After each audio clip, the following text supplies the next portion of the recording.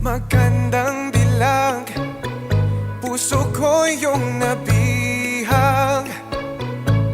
Wala nang ninanais. So what's up mga guys? Welcome to my life. At nandito kami sa may kung saan man. Ay, Brittany Hotel. Nakasingilin kami bigla. Kapag hindi ko nasabi ng tama. So, konting keme na lang is mag-start na tayo. Medyo, antay na natin si Mama Dodong. Kailangan lagi tayong fresh, okay?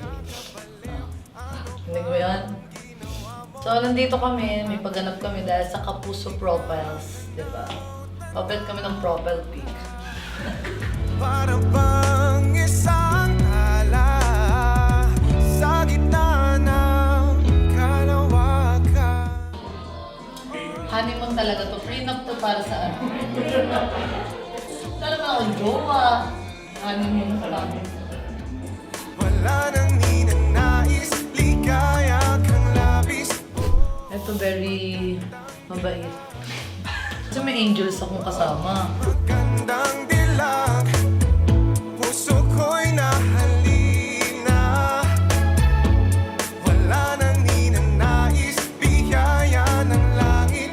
Oh, magandang dilag. Kahit na pilitin pang umiwas-iwas sa'yo. Okay guys, pictorial naman yung next. Mabilisan na to.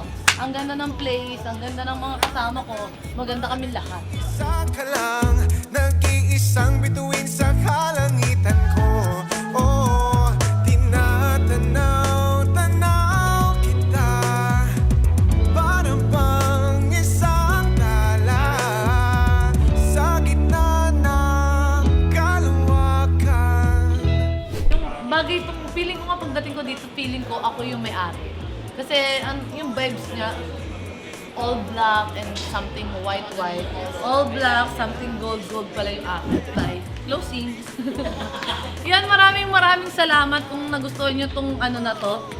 Ayun, subscribe nyo kaming lahat. Yun, sana nag-enjoy kayong lahat sa vlog natin. Ay, sa vlog. Sa behind the scene. At syempre sa ating shoot. At marami pa po kayong aabangan dahil yun, kasi marami pa kaming gagawin. Yun, see you again guys! Mwah!